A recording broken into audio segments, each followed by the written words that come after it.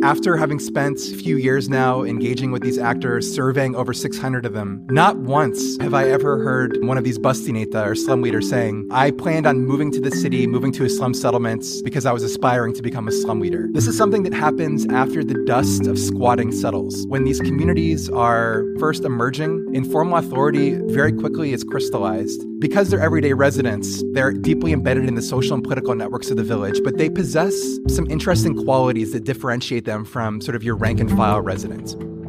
Welcome to Ideas of India, a podcast where we examine academic ideas that can propel India forward. My name is Shruti and today my guest is Adam Auerbach, who is an assistant professor of international service at American University. His recent book, Demanding Development, The Politics of Public Goods Provisions in India's Urban Slums, is an excellent look at India's slum residents in demanding and securing essential services from the state with varying levels of success. Adam details how slum leaders emerge, how residents demand services, the differences between different slums, the relationship of the urban poor with the state in Jaipur and Bhopal, and much more.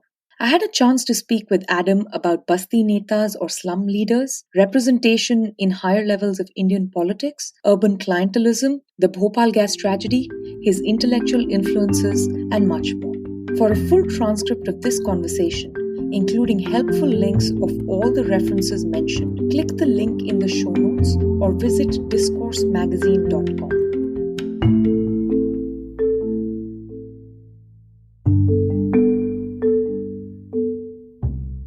Hi, Adam. Welcome to the show. Hi, Shruti. So good to be here with you. Thank you. I want to start right away with slum leaders who are clearly the protagonists in demanding development within your overall story. And these slum leaders, or as they are called, Basti Netas, this is an informal title or designation. They don't actually face formal elections or have formal terms. They don't have rules that bind them. And they can actually just lose this Basti Neta title as easily as it is granted to them by the people. But at the same time, even though none of this is formal, they are widely and popularly recognized as problem solvers, entrepreneurs, brokers, people who are focal members in the community, people who are important and recognized also by political parties. So can you tell us a little bit about who are these people? And, more importantly, how does a regular slum resident become a slum leader? So yeah, these bustinetas or these slum leaders, these are just absolutely fascinating and complex actors. And as you suggested, they sit really at the center of, the book's, theoretical framework. Yeah, you mentioned a few things that I think are really important in sort of defining these actors. First, their title is totally informal. These are not formally elected actors. They don't have official positions, that are sanctioned by the states. Their title is entirely informal, and it hangs on sort of the legitimacy and following of residents that they have in the communities. But, some things to remember about, India's slum leaders that I think really deviates from how they're oftentimes treated in academic research, but also in terms of sort of popular imaginations of the slum leader relying on, gundagiri or coercion or force. They're quite different than that. First and foremost, as you mentioned, they are everyday residents. They move to the city with their families to carve out a better life for themselves in the city. After having spent, a few years now engaging with these actors, surveying over 600 of them, not once have I ever heard one of these bustineta or slum leaders saying, I planned on moving to the city, moving to a slum settlement because I was aspiring to become a slum leader. This is something that happens after the dust of squatting settles. When these communities are sort of first emerging, informal authority very quickly is crystallized.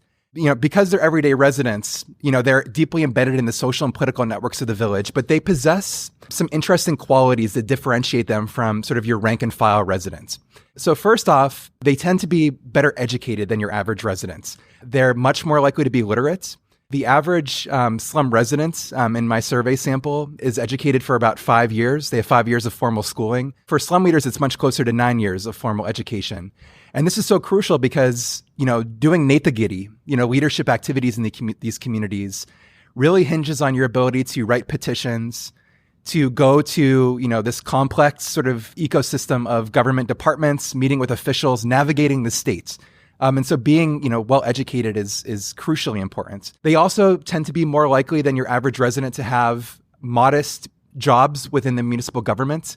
So even things like chokidars, municipal guards, or working as clerks in the municipality. Again, a very modest jobs, even safai karamchari, sort of municipal sweepers. But this provides that sort of formalized link to the state.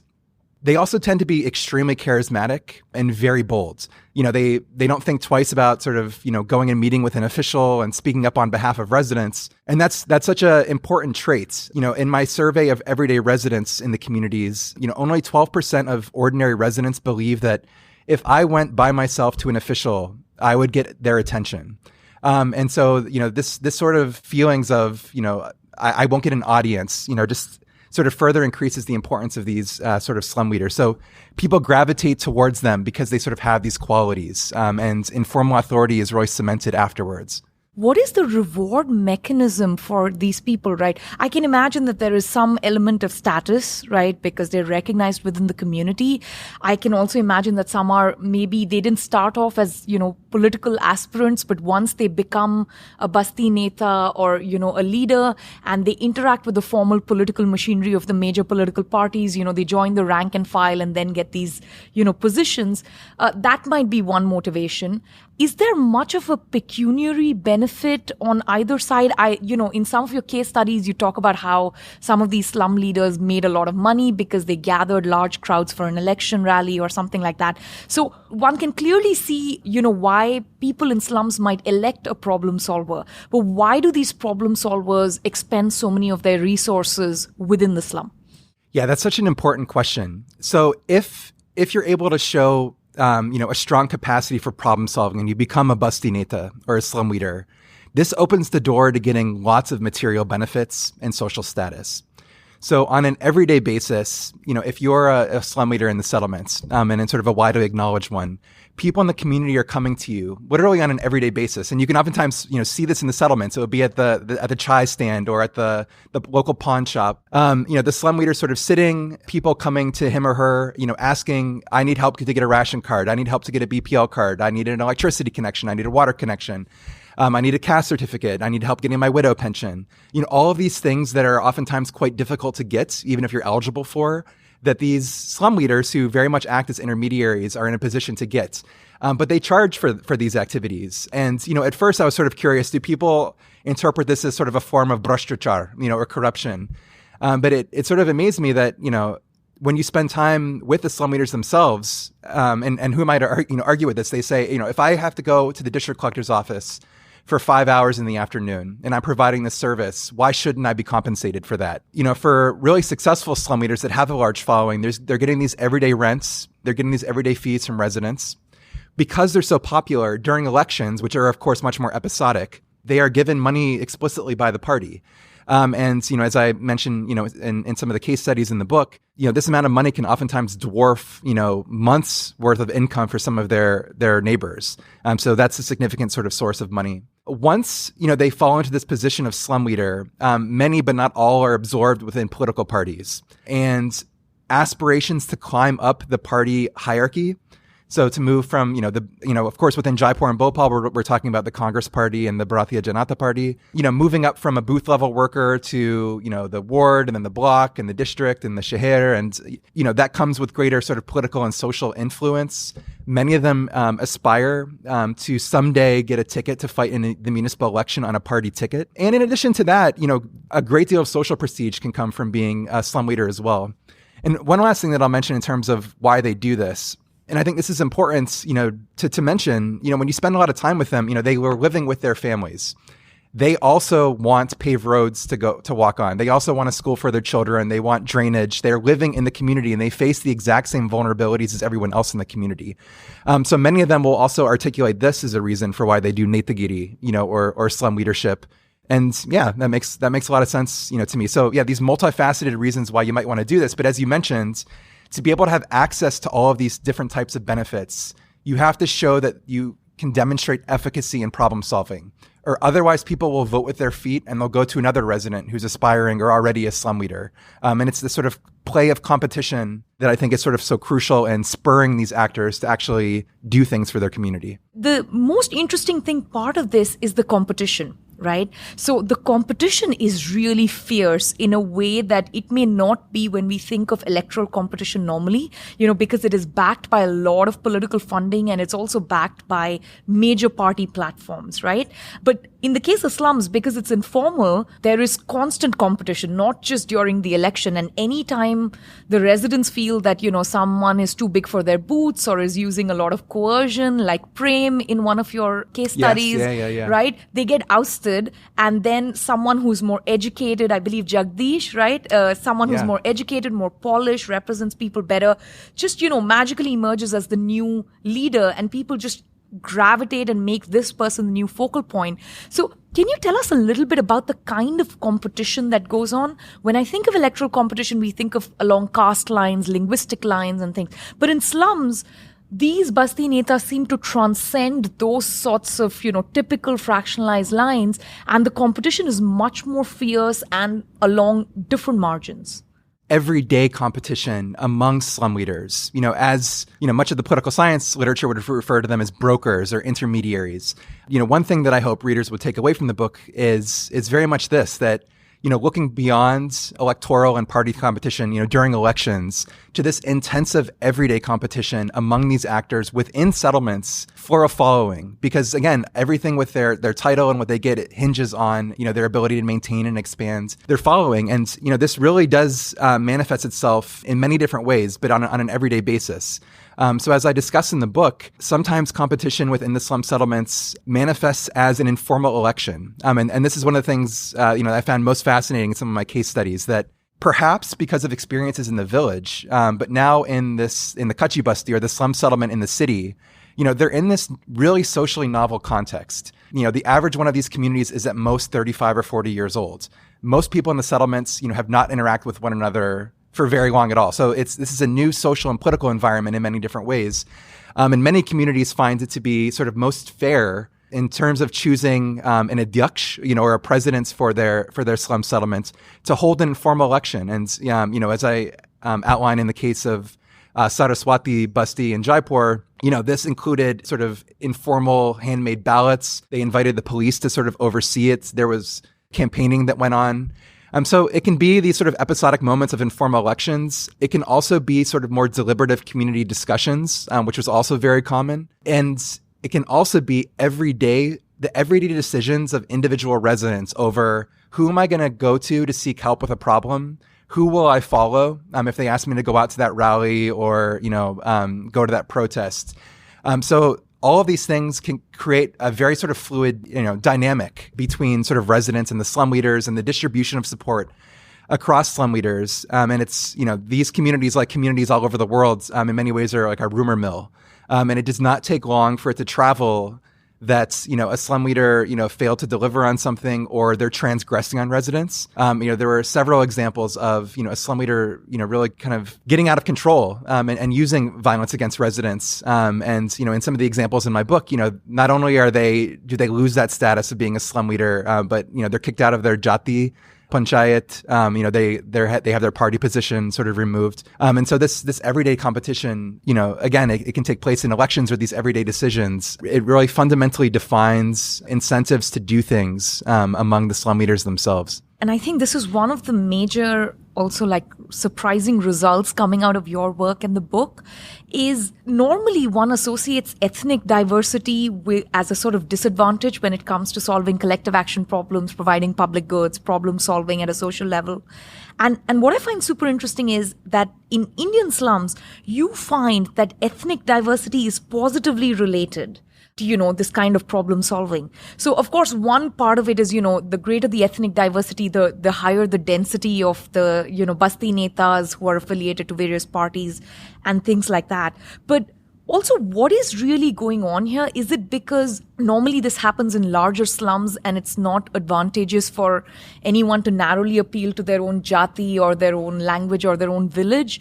Or is there something else going on, which is, as you mentioned, in the case of Saraswati Nagar in Jaipur, they mimic the policies of formal democracy through voting. They actually print out informal ballots and things, and they bring that to this, informal setting. They try to mimic the same thing. So is something like that going on, or is it a combination of all of the above? Like, what's happening with ethnic diversity transcending, or rather being able to transcend ethnic diversity while providing social cooperation and public goods? I think the first thing to really underscore here that had initially really surprised me when I was engaging these communities is that India's slum settlements are incredibly diverse, regardless of their population. Then in many ways they mirror sort of the diversity of India itself. So as I mentioned in the book, drawing on a Herfindahl index or a fractionalization score, if we talk about jati or subcaste, the fractionalization score is 0.8. Yeah. So if in the average one of these 111 settlements that I surveyed for the book, in the average one, if you were to randomly pick two people from it based on my survey, there would be an 80% chance that they'd be of a different jati. That's incredibly diverse. In terms of state of origin, people are migrating from different states, ending up in places like Jaipur and Bhopal to start a new life in the city. The fractionalization score is 0.28, which is also quite high. It's even quite high for religion, which I find to be particularly interesting, in the context of Jaipur and Bhopal even, which experienced really intense Hindu-Muslim riots, in the early 1990s. And it's broadly understood, and I think this is right, that, generally across the city, there's considerable segregation between Hindus and Muslims. But when you look into the Kachi Bastis specifically, into the squatter settlements in the two cities, there's almost a 20% chance in the average settlements that two randomly selected residents will be of a different religion. And overwhelmingly, that's Hindus and Muslims. The vast majority of settlements in my sample have multiple religions represented. And you can see this when you're doing field work in the communities themselves. There'll be masjids, there'll be mandirs. So these are extremely diverse places. And what I find in my case studies and my historical work is that when people first move to the city, caste is oftentimes, one marker that's understandable that might inform some degree of social cooperation in the community. But the vulnerabilities that residents in these communities face are so intense. They don't have property rights over land, so they face eviction. They're settled on greenfield sites, and so there's absolutely no, public goods or services at the start. And because all these vulnerabilities, in that sort of initial phase in the history of the communities where informal leadership is really, taking shape, people, caste is not particularly informative in the ways that people collectively act. As I try to outline in much of the ethnographic, portions of my book, people get together across caste lines on an everyday basis to petition the state for, paved roads and electricity and water and schools. They turn and support slum leaders that are jatis and religions and come from different states other than their own. In a recent publication with one of my co-authors, Tarak Tachel, in the American Journal of Political Science, after surveying 629 slum leaders, we try to get a sense of, once they come into this position of slum leader, what shapes their downward responsiveness to the needs of residents? Because residents are turning to them on an everyday basis to get access to things. But they have limited time, they have limited political capital. And one of the fascinating things that we find and what we argue in that paper is that ethnicity, particularly along the lines of caste, does not inform responsiveness. That because these places are so diverse, and because slum leaders have incentives to build as large of a following as possible, they explicitly ignore caste and reach out to jatis and people of different faiths equally. But not to over romanticize it. It's not that, caste in these communities is simply forgotten. There were certainly instances, and these two, I hope, come through in the book, of instances of, jativad, of caste discrimination in these communities. Most of the settlements are disproportionately, I should say, scheduled caste, Dalits. But you'll find Brahmins and people all across sort of the Hindu social hierarchy, Muslims of varying zat. As I outline in the book, in several of my case studies during my field work, fights would break out over caste lines. So, just to provide one example, in Gautam Basti, in Bhopal, almost half of the community are Ambedkar Buddhists, former Dalits. And about a quarter of the community is Brahmin. And the Ambedkar Buddhists had jumped in the well in the Basti to bathe. Some of the children did. And it sort of erupted into this big thing along caste lines. So to be clear, it's not that, caste has gone away, but the compulsions of needing to get together in large groups to approach the state and get things done and the importance of turning to somebody that is effective transcends, the importance of caste. So, yeah, and interestingly, statistically speaking, in terms of an association, I find a positive association between ethnic diversity and public goods provision. And I really think the mechanism through which this happens is that, ethnic diversity tends to fragment leadership, particularly at the beginning stages of a settlement. And there's simply more nodes of informal authority with which parties can then extend positions. And it sort of, intensifies this competition among the slum leaders themselves. I didn't mean that caste doesn't exist or doesn't matter. I mean, of course, there's a lot of caste endogamy when it comes to marriage. They may not, attend each other's festivals or eat with each other, or as you said, use the same source of water. But when it comes to demanding that the pothole be closed or that, that the state provides drainage and things like that, they are willing to set other differences aside. Absolutely. And really get the job done, which is sort of like the romantic version of how, democracy and collective action should work. And it's very heartening to see that it does work. Now, coming to the question of public goods, I want to have a discussion with you both on clientelism, which is typically all the, a lot of provisioning of private goods and entitlements. And in the case of slums, public goods. And I think in slums, public goods are particularly important because they don't exist at all. As you said, these are kachi bastis, it's not like they became formal settlements and people overnight showed up in large numbers. It's just that, over a period of time, there were more and more squatters in a particular place. Once you reach critical mass, it becomes difficult to evict them.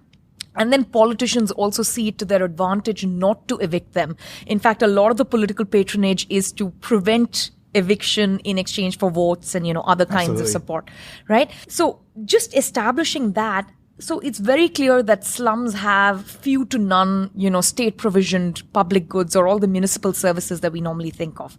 Now, there are multiple ways of approaching this problem. One is to just provide public goods themselves. So my question to you is, it seems like a lot of the classic social cooperation, collective action problems we normally think of have been overcome within these slums, right? They have managed to transcend, caste or ethnic diversity to create certain public goods, or they manage to come together and elect a leader who they don't share co-ethnicity with, and so on and so forth.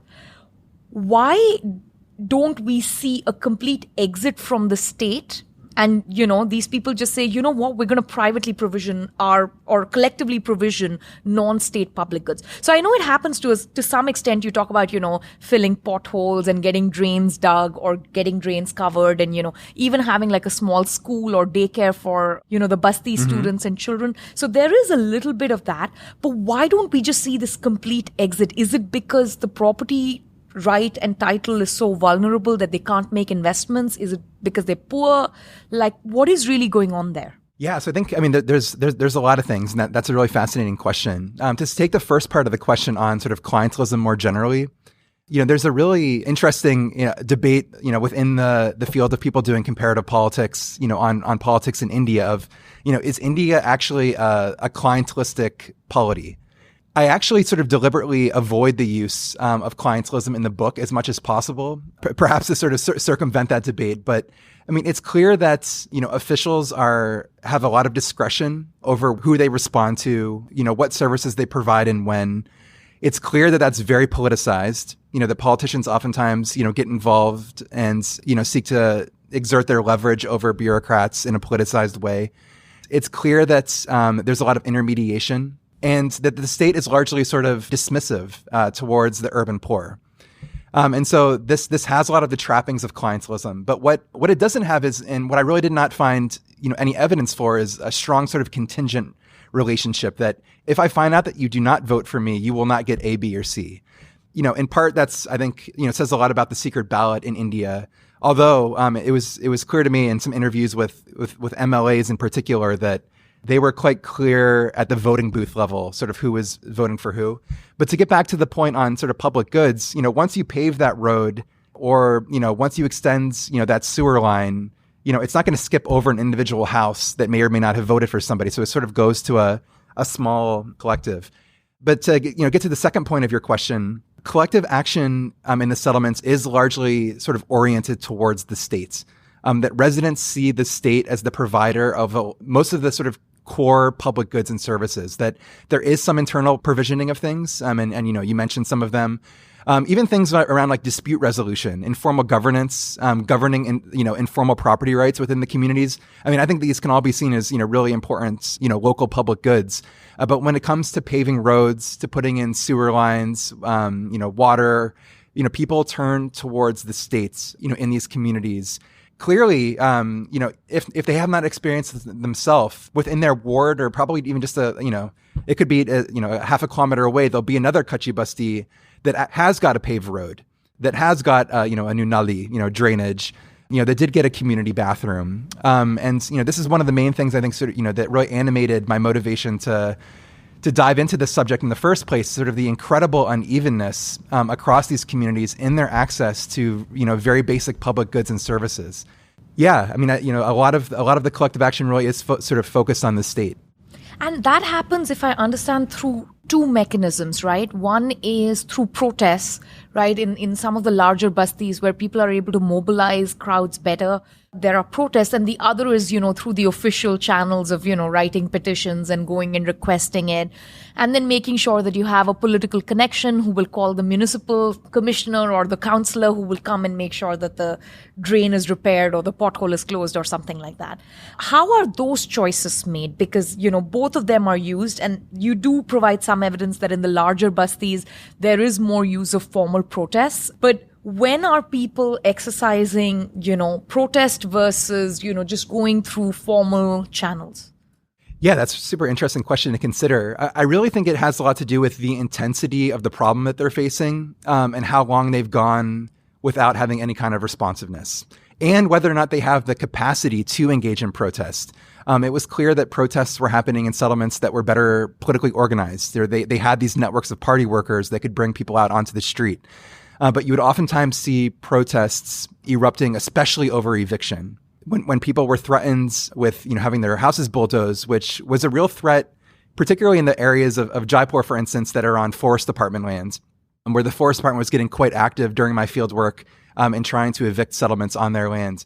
But other sort of really intensive problems, in one of the case study communities, that's right along a major highway in eastern Jaipur, a large handful of children had gotten hurt or even killed by the traffic, and they held a protest in the dead heat of the Rajasthan summer. If the water trucks aren't coming on time, or the electricity line goes down, those are all sort of reasons to potentially sort of go out onto the street to protest. Most of the sort of everyday forms of claim making are more of the petitioning style.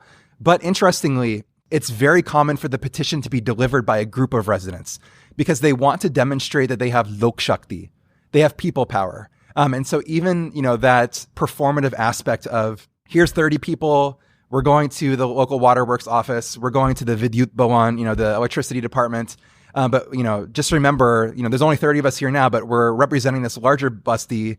And, if you fail to respond, you are inviting the possibility of protest. And or not getting electoral support, right? Exactly. I really love that the women participate, especially when it comes to matters of water. Absolutely. Right? It's the women who form the Mandali or the Morcha, and they go and petition officers and things like that, which is quite interesting to see in this particular, kind of informal setting. One question I had about this kind of, so you explain this bi-directional relationship. One is sort of how slum leaders are responsive to the problems of the slum residents. But slum leaders must also be responsive to the political parties, because those are the people who are helping them, get status and actually problem solve and, get things done. But at the same time, they need to have some kind of they need to provide some service to the political parties. So here, I notice that there's this tension between the political competition that is motivating parties to attend to the needs of the slums versus incentivizing, these political parties or political elites to go where their loyal vote bank is, right? So can you talk about how this slum leader intermediation resolves this tension, which is also quite central to the demanding development aspect of the book? Absolutely. So I think, we've already, discussed a lot of the horizontal competition among slum leaders, but if I can add one thing to that, that's, I think, relevant to this question. In the book, not only do I try to explore competition among slum leaders in a horizontal sense, but also what happens when that competition within a settlement among slum leaders takes on a sort of a partisan color. So there are many settlements, in fact, most of them in my sample, where Some portion of the slum leaders are padadikari, actually have positions within the BJP, but others in the same settlement will be party workers for the Congress. What I outline and draw on my qualitative work to show is that there's a lot of cross-cutting effects of having sort of multi-party representation among the slum leaders within a particular settlement.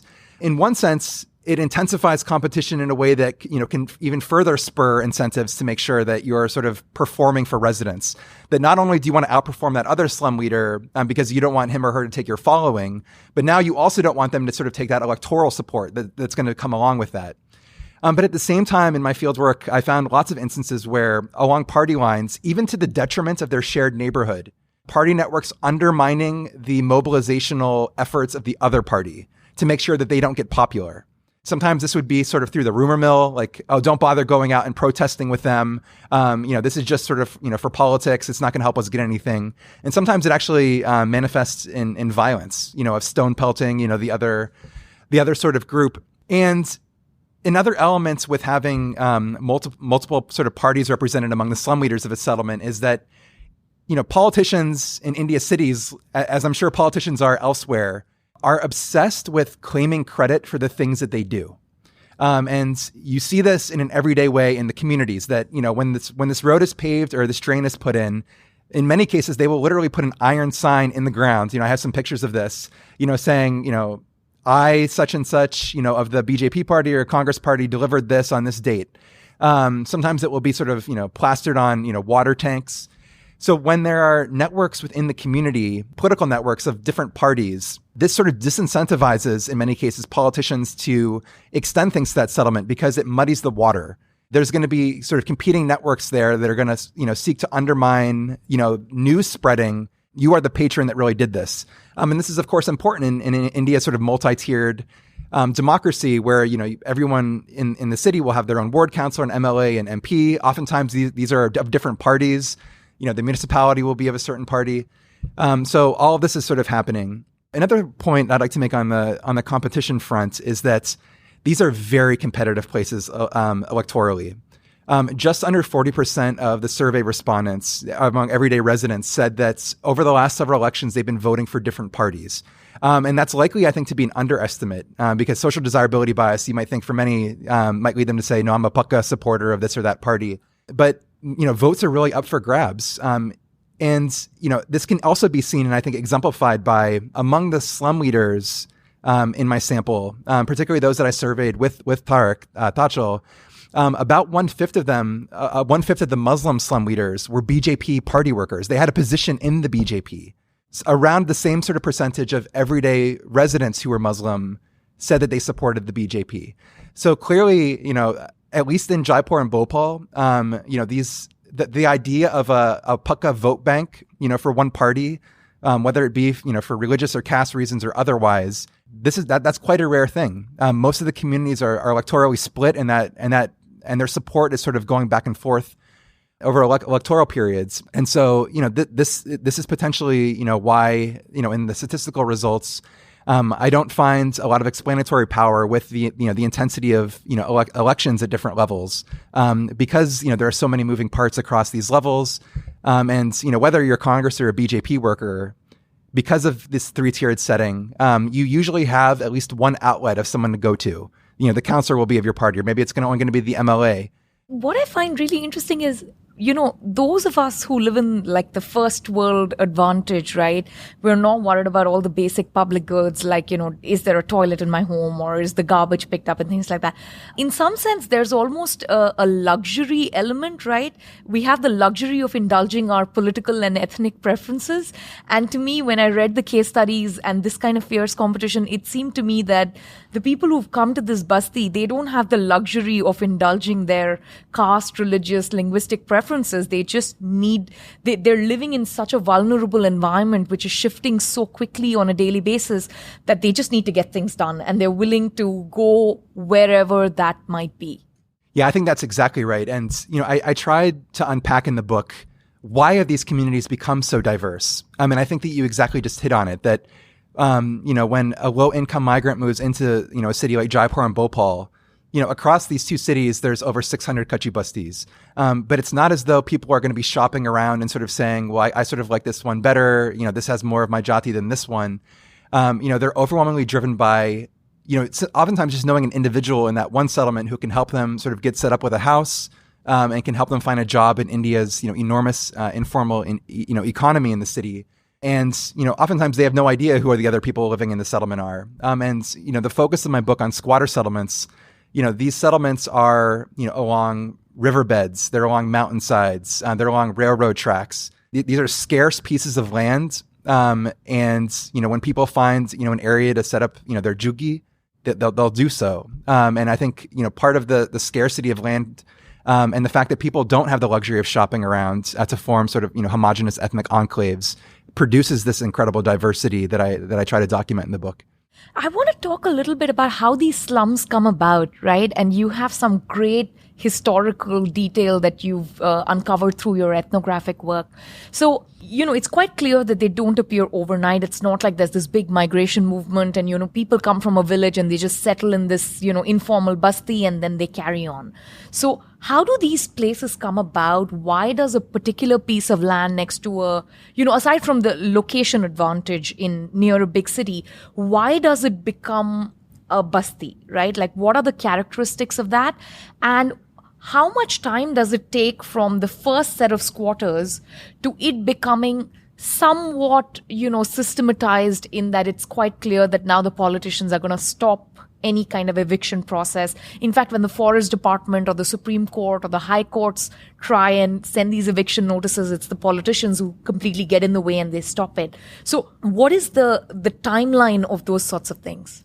Yeah, such a great question. And I think this is one of the big things that differentiates the formation of squatter settlements in India and South Asia more generally, and Sub-Saharan Africa from their counterparts in Latin America. I have yet to hear of a squatter settlement or slum settlement in India that formed through overnight sort of land invasions, where you have 10,000 people that's, all organized beforehand and they have relationships with a politician and they move there and overnight there's literally a settlement. This happens quite gradually in these communities. And many of them, and you can oftentimes trace this using Google Earth, because you can go back in time. You'll see these settlements sort of filling out over the course of 5-10 years. It of course depends on, and this is, sort of idiosyncratic to where they are in the city, how much space do they have to expand? And as I argue in the book, that really generates a lot of the variation in population. How much space is there between the riverbed and that factory, or how much, space is there between the mountain and that, ravine? So it happens quite gradually. Oftentimes politicians will get, involved quite early on, to defend, these communities, because they see them as sort of growing vote banks, that they can use to, extract electoral supports. And this became, very transparent in the interviews that I was doing with politicians in the city, that, they would say, they would oftentimes point to areas, of the middle class neighborhoods and say, nobody's going to vote there. The votes come from the kachi bastis and we seek to cultivate them. That relationship between politicians and the squatter communities, happens quite rapidly. In this sense, let's say I'm a migrant who is, choosing to leave unproductive agriculture or, unproductive rural area and choose to go to the city.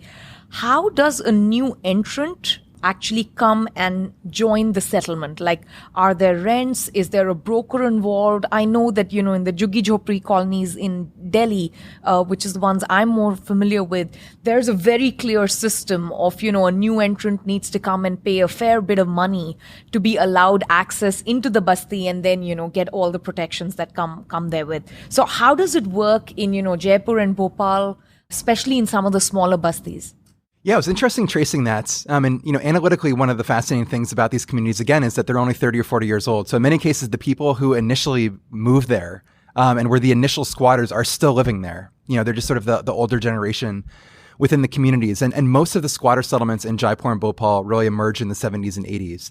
But in interviews with these early residents, many of them would tell stories of, there was this small scale boom mafia, land mafia, again, like really, really small scale, that would charge 500 rupees, 1,000 rupees for this tiny little plot of land. They had no, sanction to do that. This is overwhelmingly sarkari, government land, or private lands. But yeah, that there would be some sort of fee that would be charged to sort of gain entrance into that. A lot of the communities now are sort of fully built, but there still is fluidity in who is coming in and out. There's a sizable renter population of seasonal migrants that might come in and, they might just be there for 6 months and then move out.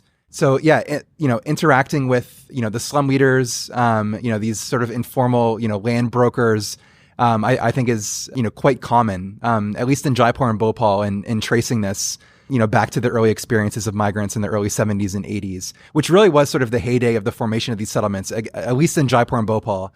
And in the latter, especially after the chief minister of Madhya Pradesh, Arjun Singh, announced the Patta Act in 1984, that people in, Kachi Bastis will be given either a 1 or a 30-year patta to defend them, to stop eviction for a limited period of time. This actually incentivized low-income migrants to move to the city to take advantage of this. So yeah, there was a huge boom in the population of Bhopal's slum settlements sort of immediately after that.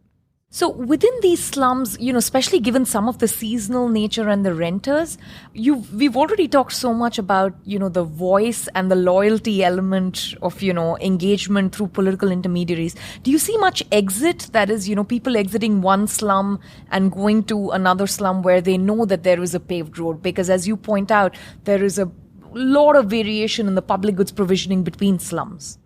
Very little movement. And this is something that really surprised me.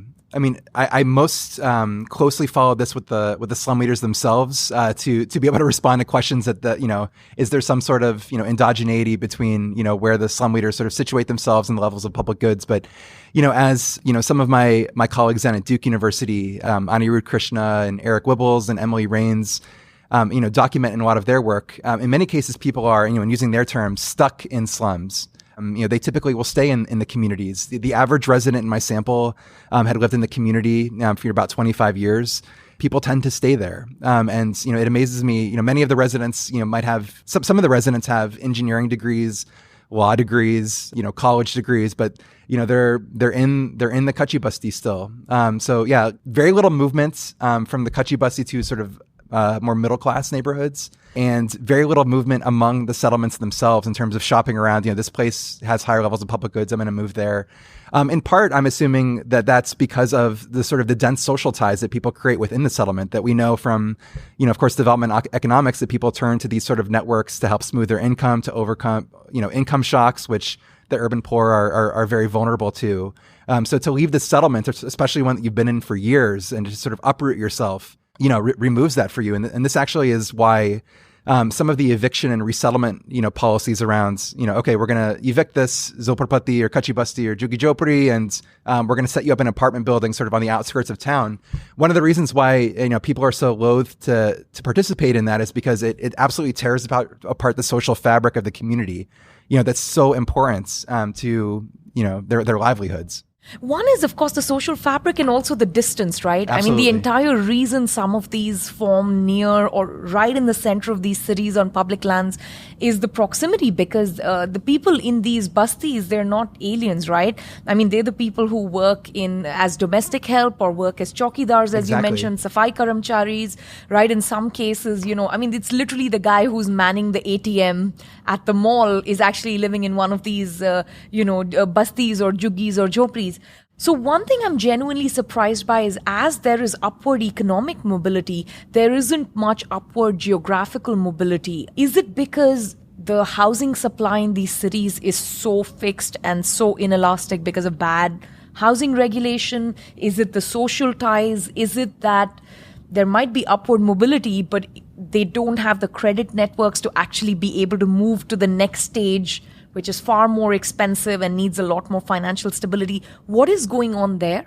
I think a lot of things. It is very expensive, to actually, formally buy a plot, and live in one of these, propertied, more middle class neighborhoods in the city. Although I should say that in both Jaipur and Bhopal, and I'm sure other cities in India, there's these really interesting neighborhoods that are referred to as unauthorized colonies that I think are sort of a step between a Kachi Basti and sort of a property middle-class neighborhood.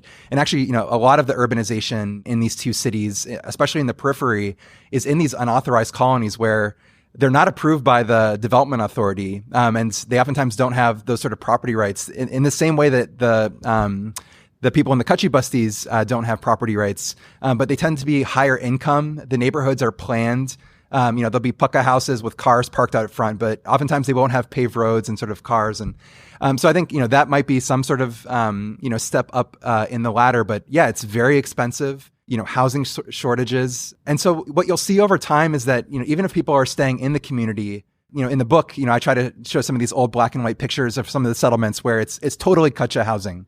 They're using sticks and tarp. Over time, the quality of the houses slightly improved, not necessarily the size of them, but, suddenly now there's brick. For some, there'll be actually, cement slab on the top, defining them as more sort of pucca. So yeah, upgrading within the settlement, but making that jump and move to, the property middle class neighborhood is a big jump. And I think that's also why there is so much voice and loyalty, right? The exit is prohibitively costly or almost impossible. Yeah. And that's why you have this kind of, very, very sort of faithful and diligent intermediation that is working towards making these places and systems better, because there's nowhere else to go in one sense. How do people among migrant communities find out about a basti? Is it through caste channels, linguistic channels? I know that when people come to the big mega cities, there is a whole caste network. And sometimes in these juggies, you will find about 20 different households from a village who've kind of migrated, not at the same time, but, one after the other, and they learned of the opportunity and they showed up there. So how does that work in a smaller, they're not mega cities, but, still very urban areas like Bhopal and Jaipur? I think very much that latter sort of process that you just illuminated, that, someone had a cousin or, a friend that, went to Jaipur and found, some construction work and are living in, Basti A or B. And they call that other person to come and join them, and work in the city. These, smaller scale networks, but within a neighborhood itself, these squatter settlements or slum settlements, they're clearly not sort of transplants of villages. There is sometimes little pockets, of kinship groups or people that, had come from the same village. And I think that's what oftentimes brings people into the city and into that particular community. Yet they maintain this incredibly diverse, sort of social composition regardless. One of the very interesting things that this comes from your ethnographic and the statistical work that you do through the survey work, is the number of representatives per slum, right? So the number, I believe, is 2 per 1,000, right? 2 slum leaders per 1,000. And in some of the bigger slums, which have far greater political representation, it can be up to 6 per 1,000. Now, what I found fascinating about that is if we look at India's formal political representation across the 3 tiers, as you mentioned, one is, the parliamentary level at of course, the union or federal government. Then there are the MLAs who are at the state legislature, and then the ward councillors, right? So just roughly speaking, an MP represents anywhere between 1.8 million to 1.2 million people, depending on which state the MP is coming from. Similarly, MLAs are close to about 500,000, right? Ward councillors are representing a few thousand people, sometimes tens of thousands of people. And what you point out is that the need to solve these problems and the need for someone to be present, just full-time solving these problems, is so high in these bastis that you actually need about 6 people per 1,000, which is kind of extraordinary. So one thing I was thinking about when I read your book is, does India have too few political representatives, in ratio to the citizens across all tiers of its democracy? It's such a fascinating question. And as you just mentioned, there is clearly a need for some kind of representation and problem solving at a level below the ward. But that really varies in really interesting ways across cities that I noticed. So drawing on the 2011 census, the average population of a ward in Jaipur is about 35,000. In Bhopal, that drops about 10,000 people. I noticed in trips to other cities, though, like Pune and Nagpur, the wards are significantly smaller, less than 10,000 people. In some of my newer work on India's small towns and these little nagarpalikas, the constituency sizes are like 800 people. It's interesting that despite the 74th constitutional amendments being sort of uniformly applicable across these urban spaces, this devolution of political representation to the ward level in terms of the sizes of constituencies has been highly uneven. I would guess that there's a tight link between the need for intermediaries and sort of the size of these local constituencies. In part here, I'm drawing on work in a paper that I've done with Gabby Crooks-Wisner, where, she shows in her work, we did our field work at the exact same time, hers in rural Rajasthan, my own in Jaipur and Bhopal, of course. People are much more likely, in her sample, similarly poor, but in rural areas, to go directly to their panchayat to ask for help. But as I mentioned earlier, the vast majority of people in my sample do not believe that they, can even approach, these individuals. They're much, ward counselors. They're much more likely to turn to a slum leader who will then act as an intermediary. And it very much likely might be because of the distance, the far greater distance between themselves and these elected representatives. And so another manifestation of this, I think, is it's very common across the Kutchi Bastis for them to have vikas samitis. I mean, this is one of the most fascinating sort of organizational forms that I encountered during my fieldwork. Much of the literature on urban India, and especially on associational life, it's focused and fixated on middle-class neighborhoods. But what became quite evident as I started going from Kutchi Basti to Kutchi Basti is that most of these communities had created these vikas samitis, these development associations, these Mola Sudaran samitis, improvement committees, where they have distinct positions. There's a president and a vice president. They have their own letterhead where they're writing it on. In many ways, I think sort of this informal governance that emerged in what many of these communities, was because, so many of these needs are neighborhood specific, but decentralization has really brought representation, down to a level that still is significantly above that of the settlements.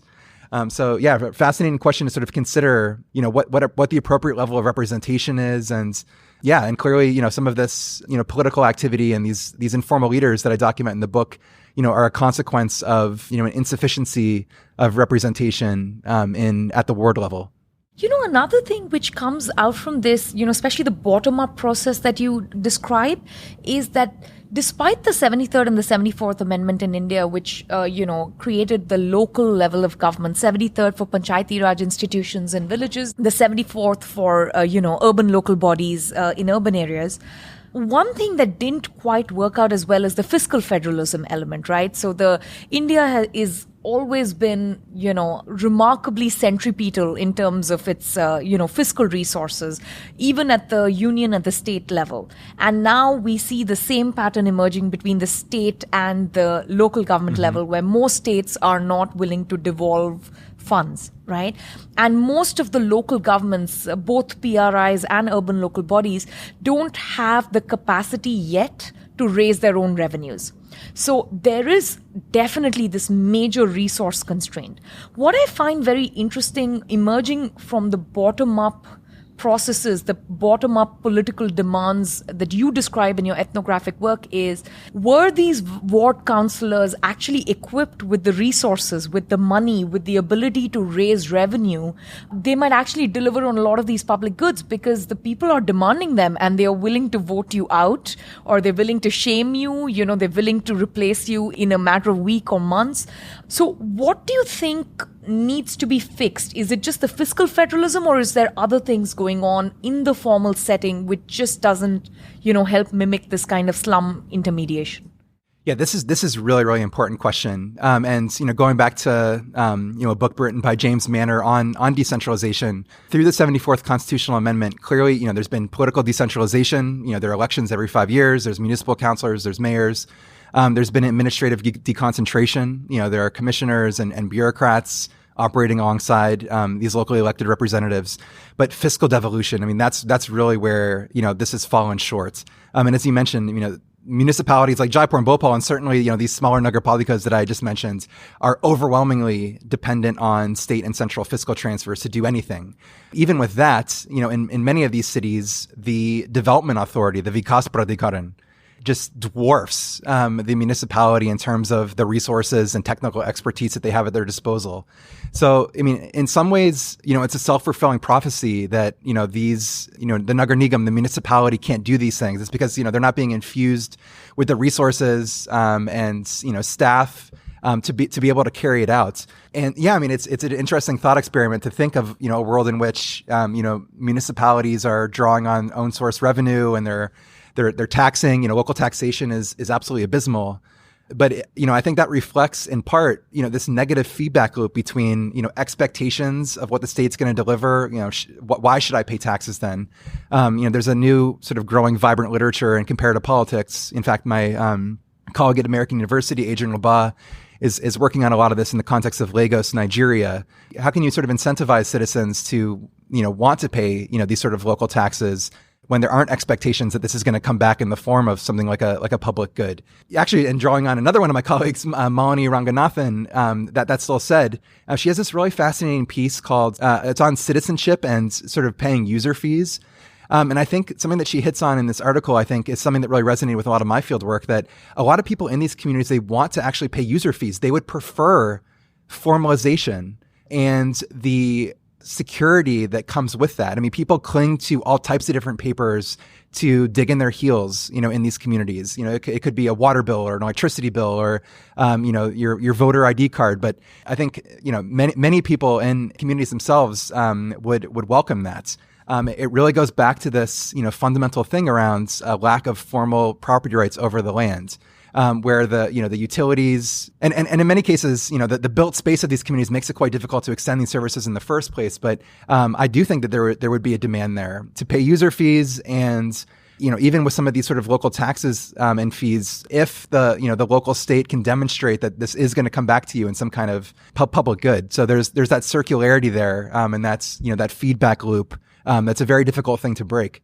Yeah, and the user fees we even see in your slum situation, right? Of course, there is some broker fee which is given to the leaders, to get their things done, to get a BPL card or to get a caste certificate. But there's also user fee that is paid to, cover the pothole or, improve the drainage system and things like that.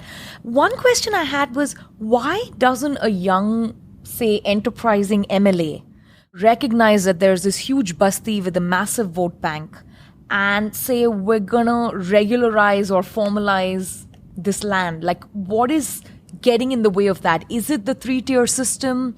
Is it the courts? Is it that public lands have such a complicated, ownership system that it's almost impossible to exit that and change that quickly, even with, a stroke of a pen? So what is really going on? Because clearly the political leaders are for the slum residents, right? It's all the other formal processes which are constantly trying to push them away. I think there's a lot of things going on there. Many of these communities are in the middle of really intense legal disputes over who actually owns the land. Just in my mind right now, I'm sort of marching through different, Kutchi bastis in eastern Jaipur where I did a lot of my field work. There's confusions over, is this actually Forest Department land or is this Jaipur Development Authority land? Or maybe this belongs to that local hospital. Where exactly does that line start and end? Because the settlement sort of, straddles multiple, sources of land. If it's private land, oftentimes you'll have multiple people coming out of the woodwork to say, this is actually my land.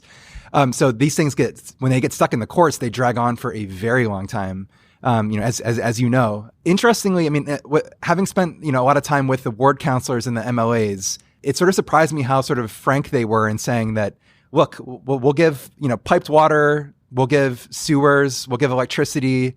Giving a land title, though, is something that they're oftentimes, loath to give because it snaps the dependency relationship.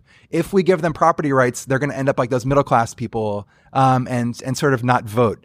And that's the ultimate thing, that really generates a lot of this sort of dependency that, if they get formalized property rights, and public services flow into the settlements, in a wholesale sort of fashion, they're going to stop coming out and voting. And so, this sort of continues that dependency relationship, between, politicians in the cities, and, the populations in the Kutchi bastis themselves. That is so fascinating that it is the dependency that is driving the relationship, which I think, again, would change if we were more fiscally federal, because then the ward councillors could switch to getting larger revenues and therefore, having a bigger budget and therefore a larger influence and so on and so forth. But in the absence of that, they only rely on votes, and the only way to get them to turn out is, this kind of dependence. Yeah, and just to go, actually, what you just said reminded me of another part of your question. The ward councilors in Jaipur and Bhopal, they get these small little discretionary funds that they get to spend in their constituencies, but these are pennies compared to certainly what the MLAs and MPs get to spend in a discretionary way. But of course, pennies compared to the actual sort of operating budgets of states over urban development programs. So, during my field work, they got somewhere between 30 and 50 lakhs in Jaipur, a little bit more in Bhopal. this is not a lot of money to be doing things across constituencies that, are very diverse in terms of their class composition, that have lots of different problems. Multiple people are sort of clamoring to get access to these resources. And so, it's really insufficient. So it is interesting to think if they had more resources at hand and because they're so localized in the representation and so embedded within their wards, how would this change distributive politics? Yeah, just to mention, you said 5 lakhs, right, is about $6,000, right, which is normally what they give to any particular basti. Having a 50 lakh budget over the term, it's about $60,000-$70,000, which is really nothing. It's not going to do much when it comes to the kinds of public goods problems that we need to solve. Another question I had when it came to this kind of public goods problem is, I recently had the opportunity to speak with Biju Rao, who's written this wonderful book called, Oral Democracy with Parumita Sanyal, talks about deliberation in the Panchayati Raj setting. And one major difference between the urban local bodies through the 74th Amendment and the Panchayati Raj setting through the 73rd Amendment is the absence of the Gram Sabha. Now, the Gram Sabha is purely a deliberative aspect of the local government, which is available in the rural areas, but there is no Gram Sabha, or rather in this case, Nagar Sabha or Ward Sabha provision that is mandated under the 74th Amendment. But your ethnographic research shows that there is massive amounts of deliberation, right? I mean, they're literally printing their own informal ballots and having their own elections. They're having lots of meetings on what is important, who's a good leader, what are the things that need to be tackled in order of priority, or how do we protest. So what would be a good model for a ward sabha or, a Nagar sabha if one were to change the 74th Amendment to accommodate some of these things? Yeah, really interesting question. And just on a side note, a huge fan of Biju. A lot of his work has been really influential on my own book. So it's a real honor to follow him in your podcast series. But yeah, I think there's really untapped associational deliberative energy that's going on in the neighborhoods that are sort of most in need of this sort of governance and public goods provision. As you mentioned, and as I try to document in the book, regular sort of community meetings. One of the most fascinating sources of data that I was able to collect is that many slum leaders obsessively document all of sort of the petitions that they write to officials, but also the community meeting notes that they have. So many of them would literally sort of hand me in the course of our interviews, these stacks of books. Sometimes going back to the 1980s, they were passed on to different slum leaders, documenting these sort of deliberative moments that happened quite frequently over how should we allocate our efforts of collective action, who should be the leader, who should we be going to talk to for this. That they actually kept quite careful documentation. But so that's all just to say that given all of the claim making that goes on, all this petition writing, associational activity, and vikas committees, I think it'd be wonderful if this was really harnessed in some sort of more formalized sense. That said, if it was organized at the ward level, now, we're dragging this above the level of the neighborhood, and we're suddenly bringing in neighborhoods of dramatically different class backgrounds, levels of income inequality that's I would assume that you just do not see in most villages. When you look at satellite images across India's cities, and when you map the squatter settlements where they are, they're everywhere in the city, as you sort of mentioned. There'll be a Pakka middle class neighborhood, and then there'll be a Kachi basti right next to it. So to incorporate all of these different neighborhoods into in a common deliberative space at the ward level, I can imagine a lot of the class tensions that you otherwise, hear through local gossip and, middle class colonies complaining of, those Kachi basti people, they're bringing all the, this crime and, things that I think are frankly, just not true, but class-based sort of, discussions. And in that case, getting into the realm of caste discrimination. And also the nature of the problem is different, right? Middle-class neighborhoods want more parking spots. Exactly. And they want free parking on the street, even in New York City. And the people in the bastis want, the sewer line to be covered, and they want to make sure they have water, like pipe drinking water that is clean, and they don't have to steal electricity or something like that. Exactly. So it's, beyond the biases that might come out in sort of like the class wars that one sees. I think you're absolutely right that, at the ward level might just be too high. And, there needs to be some kind of a deliberative space which is much lower than that, as is in the case of slums. one last question on this before we move on to other things. You've mentioned multiple times in the book that there is, the non-concurrent elections in India. So first, India has, of course, governance across three levels: the parliamentary, the state, and the local. And unlike the United States, we don't have concurrent elections. So they're non-concurrent. And there's also a lot of competition because, as you mentioned, there might be a particular party that is strong at the ward level, but a completely different party like the Bharatiya Janata Party right now, which is strong at, the parliamentary level. Now, is this a good thing or a bad thing when it comes to, public goods allocations? The way I read your book was this turned out to be quite favorable in the case of, slum public goods provisioning, because that meant that it wasn't episodic, that, the powers that be did not just show up once a year or once in a few years, that there's always someone constantly trying to maneuver support for a particular election, and there's a lot of activity. On the other hand, there is also a lot of chaos in terms of the lack of coordination, right? Because everyone's terms are different. You might have made these deep connections with a particular ward councillor. You might have gotten all the paperwork done, and now their term ended and, the MLA is not on good terms with the next guy or something like that. So what is your view on this, non-concurrent elections across three levels? Yeah, I think it cuts both ways, sort of as you suggested. I mean, in one sense, there are more of these moments, of elections that might be driving a greater degree of responsiveness, at one of those levels. But, as I, had pointed out earlier, the desire among politicians in the city to claim credit over delivered goods, and in this multi-tiered setting, I think in some cases disincentivizes them from doing certain things, because they're afraid that, the voters in that area might not come to know that I delivered, A, B, or C. So in that sense, maybe, that would be a mark of, of a negative effect of this. But a more positive one too, that I think, I hope I document in the book, is that it's very rare, from the vantage point of a slum leader, to be in a environment in which you don't have some sort of co-partisan outlets to go to and to seek help from. It was very common in Jaipur and Bhopal for, the ward councillor to be of one party, your MLA to be another party. Then, of course, you have the MP, the governments at each one of those levels being something distinct. In both Madhya Pradesh and Rajasthan, and this has actually switched since decentralization in the early 1990s. But for several of the electoral periods, mayors were directly elected and not indirectly elected through the ward council or the body of the council. So you'll get a mayor that's a different party than the majority party in the municipal corporation. So it provides all these different focal points of potential co-partisan connectivity to ask for things, which I think is important, in considering these bottom-up claims that are so central to getting stuff in these communities. When I read the court cases and the legal documents, which is, at least in specific to India, the judiciary just absolutely fails to see any of this activity, right? They completely de-recognize any kind of local, informal political mobilization. It's informal only to the extent that these people don't have their names associated with ballots of the election commission, right?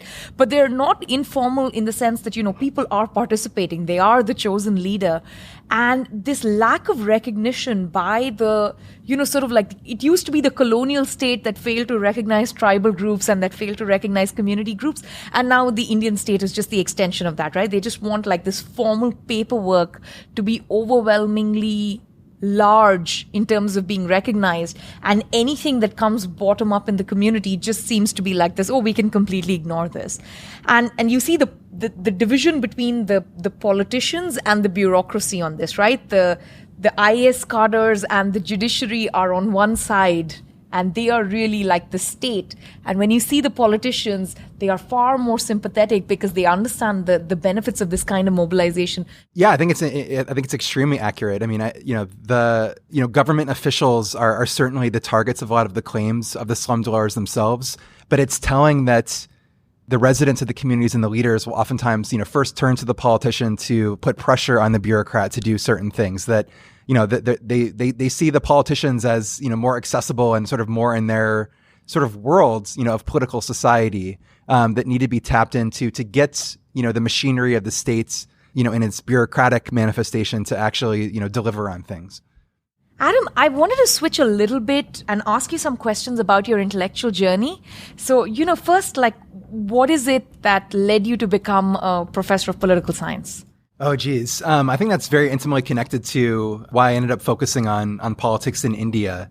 I had, a really inspiring undergraduate professor, and I'm assuming that this is going to be, a common story for a lot of, professors who also focused on the politics of India, as well. And, I very distinctly remember in undergrad, his name is Mike Maniates, if you ever, listen to the podcast, but, seeing him up there, I very much was like, this is what I want to do, with my life.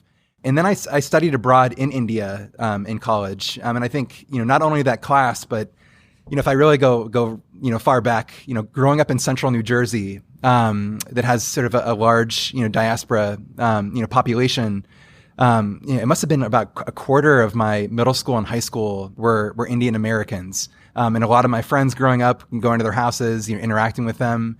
And so I just got fascinated in, the culture and the language. And so, I studied abroad in India my junior year. It was the first time I'd ever left the United States. Hadn't even been to Canada at that point.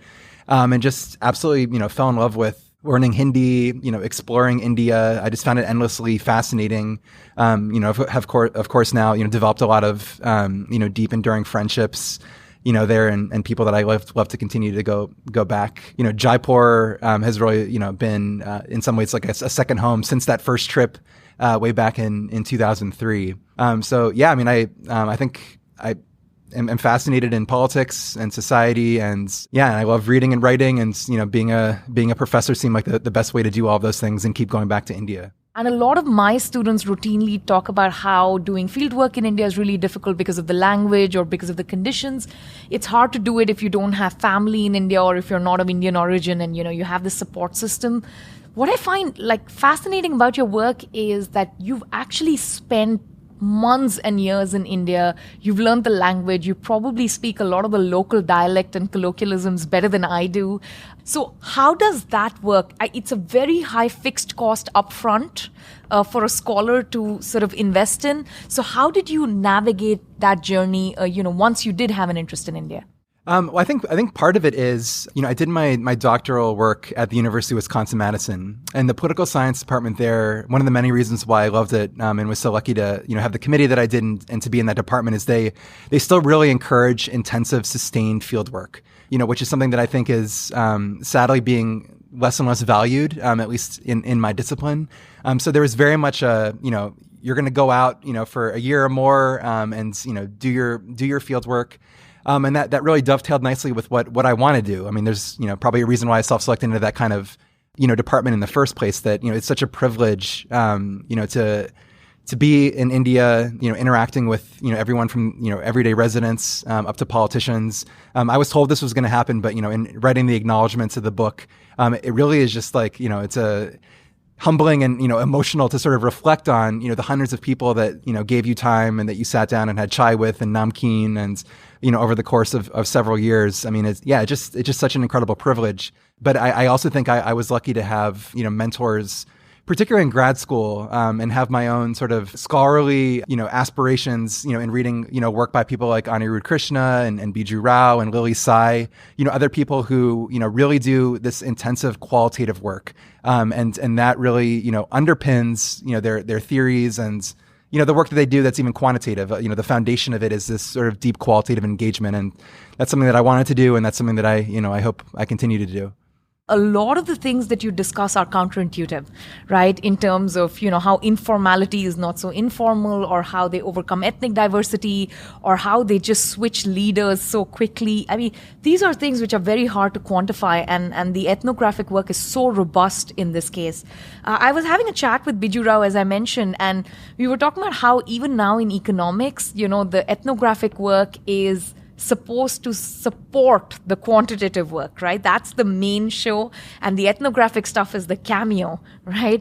And what I actually think is the reverse, which is the ethnographic work is what informs the questions. And I read, the introductory part of your book, and I feel like something similar happened with you. It's the ethnography which helped you design your survey and implement the survey and so on and so forth. Is that accurate? Yeah, absolutely. I mean, early in grad school, I was lucky to do some sort of pre-dissertation field work and do some, something that's sometimes disparagingly called soaking and poking, but I think it's so important, to really begin to understand in a grounded way, how communities operate or how networks operate. And so, yeah, I mean, I spent the first, 15 straight months of the fieldwork that was really sort of core to the book, engaging in that ethnographic fieldwork, very much with, the approach that, we don't know that much about these communities, how they operate, how people collectively act and make claims on the state, how leadership forms. There were all these questions that, really needed to be descriptively hammered down before I felt like I could even, consider doing something like a large scale survey. And so, that almost year and a half, really did provide the foundation then for thinking about, okay, what is my theoretical framework? It very much inductively sort of bubbled up from that fieldwork itself. But now, of course, I want to test it outside of the cases that I used to build it. And that's really when the survey work, came in. But yeah, I mean, the ethnography itself was so crucial, and not just as, as a way to make it a little bit more sort of interesting.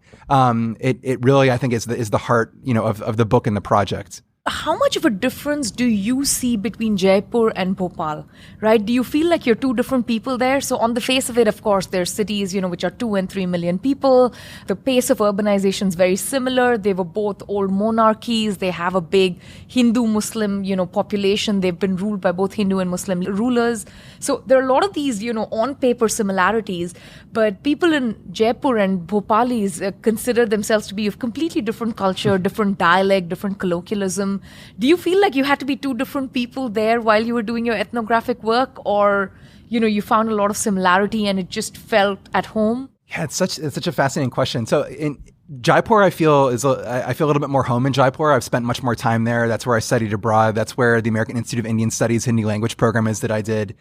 But my favorite city in India and probably in the world is Bhopal. I love being in Bhopal. The Nawabi sort of culture, the food, the Bara Talab, the old city is sort of surrounded by. It's just a beautiful city, and there's something about governance in Bhopal that I can't quite put my finger on. But I'm very lucky to be on a dissertation committee of Banu Joshi up at Brown University, who's going to be looking into this further. So hopefully he'll be able to provide answers to this. But Bhopal is just very well planned. The street, in terms of the streets, in terms of sort of trash collection. It feels different than Jaipur in ways that I can't quite put my finger on. Yeah, I mean, I love living in both cities, but yeah, I have to say, Bhopal really has stolen my heart in terms of cities to live in. There's something I think just immensely special about Bhopal. My only interaction with Bhopal is with the Bhopal gas tragedy victims. I wrote a paper on that. It was a very law and economics kind of view, talking about how the design of the litigation system that was, the Bhopal Gas Tragedy Act, they circumvented, litigation by the litigants. They converted what was supposed to be a class action lawsuit into a government lawsuit. And even today, 36 odd years after the gas leak, people haven't been paid compensation. And so any view I have about Bhopal is completely sort of, mired in this. I know in some of your ethnographic work, some of the slum leaders were also brokers trying to get the compensation and making sure that, the water was right, or that, the hospital actually gave them services and things like that. Did you come across many gas leak victims? Yes. The gas tragedy really looms large, still over the city in many different ways. You can still go to the old Union Carbide site and, there's a wall around it. You're not actually allowed to physically go inside, but, there's graffiti and statues that are just extremely powerful. Yeah. But surrounding the factory itself then, and what continues to be a lot of kachi bastis. Yeah. And supposedly the water in that area of the city is still polluted from this. You'll find people with, birth defects, or people that knew somebody that passed away, in their immediate family or a friend. Yeah, it just very powerfully marks, social life, in the city still, and the geography of the city. Yeah. And yeah, I mean, trying to make claims and get compensation around this is still sort of an ongoing fight, for every ordinary people in the in the city. So. And as Absolutely. you know probably better than me, the geography of the Kachi Bastis around the Union Carbide site, and on that particular night, December 2nd, 3rd, 1984, the way the wind blew, a lot of the fatalities and the victims were from the Kachi Bastis and the slums, as opposed to some of the posher parts of Bhopal. Yeah, it swept in sort of a southwest sort of direction, Exactly. right over those Kachi Bastis, right over part of the old city, and then down into what is now part of the southern west sort of part of the city. And yeah, that it really did disproportionately affect people in those sorts of settlements. What is your writing process? Because there are 3 parts to your book, right? One is just the ethnographic work. The second is, all the survey data that you've collected, actually running the numbers, getting robust quantitative results. And then, of course, the act of writing papers and a dissertation and then converting it to a book. So these all seem like 3 completely different things, very different skills. So what is your general writing process? And then, more particularly about writing this book? So my general writing process has very much been disrupted lately. I'm a big coffee shop writer. I love writing at coffee shops. I love white noise. I can't work in silence sort of by myself. And this is a habit that I certainly built in graduate school. I can't imagine how much money I've spent, over the last 10 years on coffee and coffee shops. But yeah, I like to sort of regularly write, every day. But yeah, I mean, given the difficulties of the current situation, that particular arrangement has, subsided, for now. Yeah, I mean, in terms of turning the dissertation into the book, one thing that I found really helpful for me, and I think this is definitely not a one-size-fits-all sort of approach, but I put my dissertation down for like almost 2 years. I thought about it a lot, but I did not immediately turn back to the dissertation when starting up as a faculty member at American University. I had a spin-off article that I sought to get sort of published that ended up coming out in World Politics. But that's really when I started planting a lot of the relationships with my co-authors. I just found to be incredibly fun. I've been, very lucky to work with incredible people and scholars. I already mentioned Tariq and Gabby and Adam Ziegfeld and Alison Post and Rebecca White-Shapiro. Just, wonderful people to work with. And I think when I turned back to the dissertation and really started writing and converting it into the book, I think I benefited tremendously from having put it down for a little while and turning to it with fresher eyes. Benefited from having a book workshop when I had sort of a very, very rough draft done, where I got just really incisive comments, not only over sort of the content, but the voice, that in the book, this is going to be systematically different than your dissertation. You can assume that, you have some degree of, expertise on this now. It's not about, don't be as defensive, in your writing, which was a hard sort of, thing to internalize and, adapt and adopt, in the writing itself. But I think, taking that time off, then turning back to it after having done, more collaborative work, and some solo authored, articles that were sort of spin-offs. Yeah, really sort of helped me get back into it. And I think there would have been much more wheel spinning if I tried to sort of jam it through early on. What are you working on right now? I know from a conversation we had before that you're working on forest rights and, a lot of the pattas that you talked about, which is the titles in, these slum or informal environments. You're also trying to look at that in the context of, tribal communities and other communities in forest areas. Is that the next big project?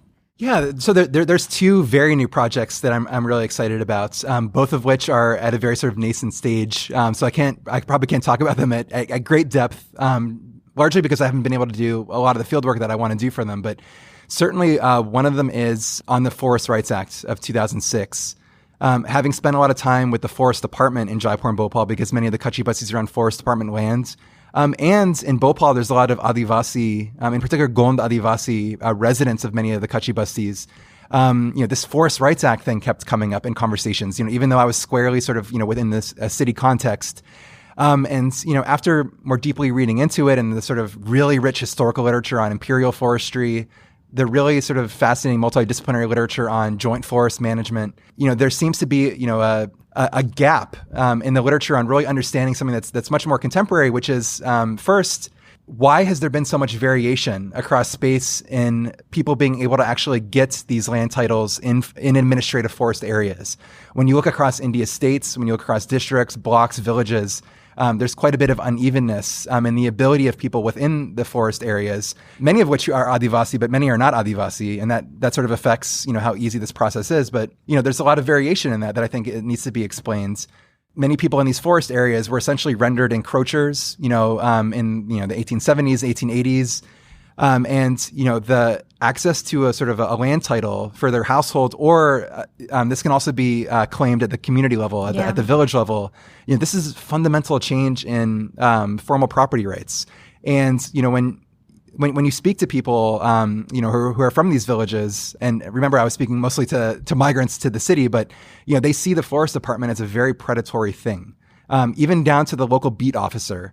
And so, one of the questions that I really have is, how is this transformation of property rights fundamentally changing state-society relations, in these areas where that relationship has been especially fraught? So I had been hoping to spend part of the summer in Hoshangabad district, just south of Bhopal. Of course, traveling is probably not going to happen, for a little while. But I am hoping that this will sort of, become a larger project. The other sort of newer project that I'm working on is in collaboration with Tarak Tachel on these nagarpalikas, these small towns that really constitute this really important part of India's urbanization story. They fall under the 74th Constitutional Amendment. But one of the things that we're finding in our preliminary fieldwork in Rajasthan, we spent sort of several weeks at this point sort of going out to some of these nagarpalikas. We've become really interested in sort of the use of budgets, public spending. There seems to be a considerable amount of unevenness across towns, and just simply the percentage of these state and central fiscal transfers that they get that they're actually spending in the town. I think part of our initial hunch is that, this has something to do with variation in local state capacity, that when you go into these nagarpalikas, there's typically 4, 5, 6 people that are the face of the state in these little towns. And when the junior engineer gets transferred away, when the, local revenue officer or the executive officer, the chief sort of bureaucrat of town, when these people sort of move in and out of positions, everything comes grinding to a halt in the town. But clearly that's happening sort of unevenly across these little towns too. So I think both of us are sort of anticipating that, these are very understudied places. And I think questions around local state capacity, public goods provision, local governance, decentralization, I think this is a really ripe area for sort of new empirical work. So this is something that we're launching into.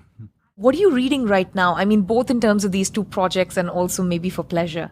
I think most of my academic reading is revolving around, the small town research and the forest rights project.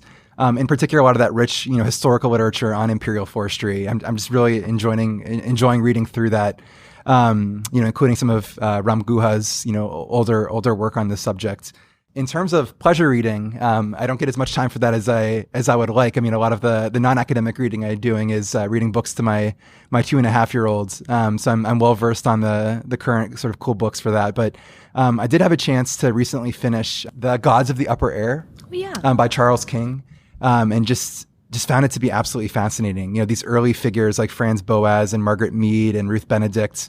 I've this really enduring interest in anthropology, even though I'm not trained as an anthropologist. I took several anthropology courses in grad school, but and I think, I went to a smaller sort of liberal arts school for undergrad that did not have an anthropology major. I think if they had, I would have gone in a very much different direction, but loved reading the book, on these early figures and how, their work and their thinking sort of, fundamentally reshaped, concepts of sexuality and race and ethnicity, in the US context and globally. I can't let you go without asking the most important question, which is, what are you binge watching during the pandemic? Oh, God. So a few different things. I finally was talked into getting Disney Plus and am really enjoying The Mandalorian. I'm only like 4 episodes in, but I really love it. I'm a big fan of sci-fi and horror films actually too. So HBO has a couple good sort of series that fit into these two molds. The Raised by Wolves show on HBO, the sort of sci-fi series. Really enjoyed that. I'm already done with that season. And The Third Day, I'm not sure if you've seen that, but it's a 3-part series on HBO. And it's very much reminiscent of like The Wicker Man. I don't know if you've seen that. I haven't seen that. That sort of old school, or at least the older version. But just sort of mystery and intrigue and scary things on an island, off the coast of the UK. All sort of great shows, but I think our Netflix account is between my partner and I is all over the place. You'll see in terms of the recommendations, these sort of children's shows for our son, my partner who does not like horror and sci-fi, and then very scary movies for myself. So all over the place. But those three shows in particular have been, made up a lot of my TV watching recently. Thank you so much for doing this, Adam. This was such a pleasure to have a chance to speak with you. Oh, this is so wonderful. Thank you so much.